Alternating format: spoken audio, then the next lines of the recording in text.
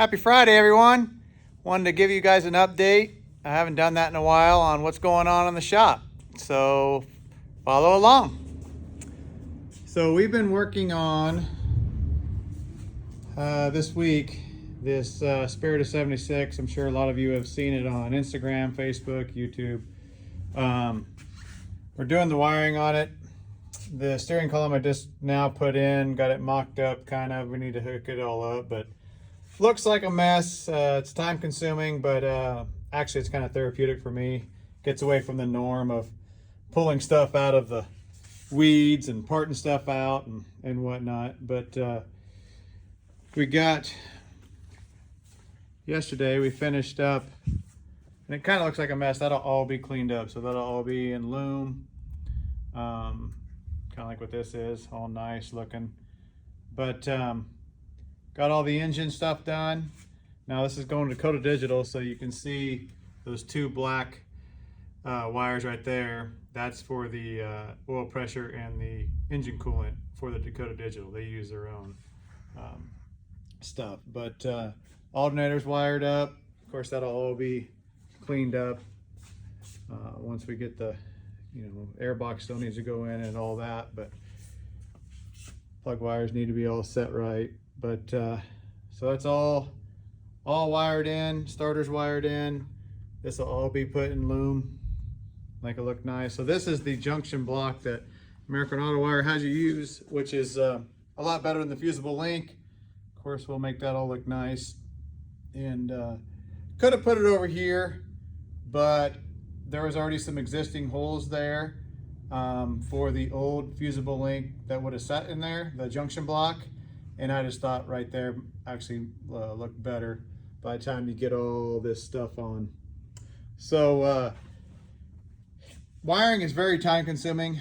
This is a huge part of your, I'll probably have close to 20 hours just in wiring by the time you do front to back to engine to inside. So it's a lot of time, tedious work, but try to make it look as nice as you possibly can, even above and beyond what factory look like. So although it looks like a mess, and those wires hanging down below, that's for if you were using the OEM engine coolant and oil pressure, and we'll just get those rolled up and zip tied and tucked away. But we'll just keep those around just in case, you never know.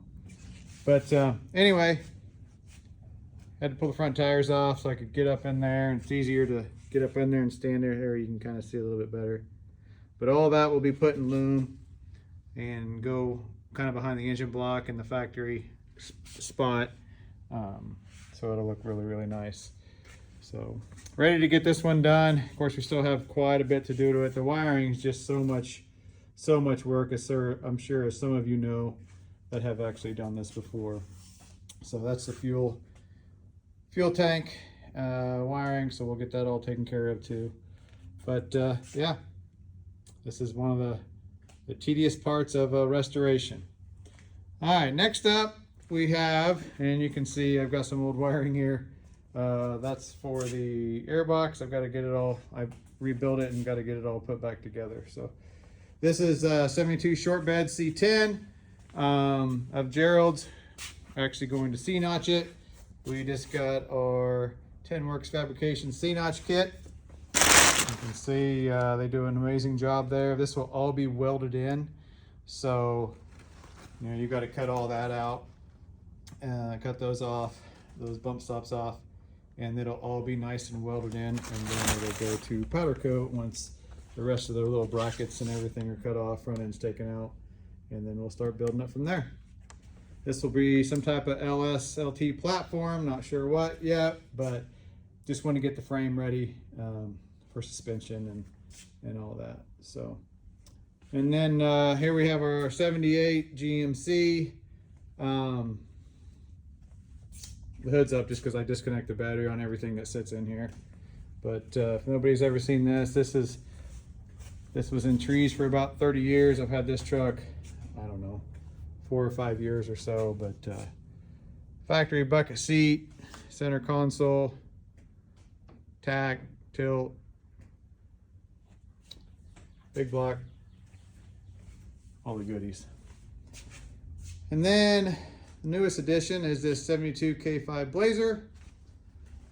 This thing isn't in too bad of a shape. You can see the floor there. But had to knock the rear drum off the right side. It had it brakes locked up, but had to put an ignition lock cylinder and switch in it. It was missing the keys, and somebody's put aftermarket buckets in it, but they did use the tracks from the factory seats, which are right there, and door panels and rear seat and all that. But this thing isn't in too bad a shape. This will get a full restoration, but I'd like to get it running and driving. 350 automatic, but the motor's seized up. Probably because they let it sit without the air cleaner on it and without that breather on it, got moisture in it. You can tell this thing had been driven up into the spot that he parked it. And this is how it looked under the hood. It wasn't all rat nest or anything like that. I think it just got moisture in it. Probably get a little rust in the cylinder, so I pulled all the plugs, squirted some stuff in it, and we put some Marble Mist oil and transmission fluid down the intake, and just it's been sitting for a couple days now. Just let it sit, and then I'll crawl under there, get the inspection cover off, and we'll try to rock the flex plate back and forth. But pretty straight old truck. This is a one owner.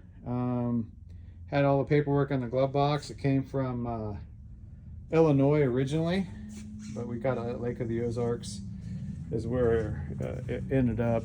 It was in Colorado for a little bit for the paperwork, but this is a pretty survivor, I guess you'd say, but pretty cool ride. It's not a CST. It's got the utility buckets, no console, but it'll go back together fairly stock eventually. Still has a CB in it, pretty cool. But so top is in decent shape for what you'd expect for the age of this thing, but crazy heavy duty bumper on it. But yeah, pretty cool rig. And then in here, which we have a swap meet coming up, so this place is a mess. I still had a bunch of stuff at my house, so you can see that shelf there. That was all in my garage, and it was completely full of small parts, which are in there, which need to go there. But we have a swap meet coming up at the 1st of May in Lawrence, Kansas. I think it's the 2nd and 3rd. It's a Friday, Saturday, Sunday. I'm only going to do Friday and Saturday. But so we've got to start getting ready for that. I don't have as much stuff as I usually do, just because I haven't bought some trucks to part out, because I've been concentrating on the trucks I just showed you on the restorations, because I'd really like to get those done, especially that Spirited 76. That thing needs to get done and back to its owners. So, but you can see I got some door panels. They're not chalked out or broke or anything. They'll clean up and dye really nice. Some interior pieces. There's a den and a half. That's out of a 89, 90, something like that. There's one that's been cut for CD player, but they did a nice job. There's a 78, 79. Some headlight bezels. Do have a set of 5-lug rallies on tires that are really nice. Of course, some 73 to 80 bumpers, ones with guards, ones without. A couple nice tailgates, some bucket seats. Rear seat, I do have another rear seat that'll match this center console. I don't have any front seats that are red, but these doors are actually off that red and white GMC I just showed you. You can see when it was in the trees, we had to cut 7 trees out, and it had big camper mirrors on it, and it just pushed them into the doors. But there's a door and a fender that's pretty decent. 84 and up steering column tilt.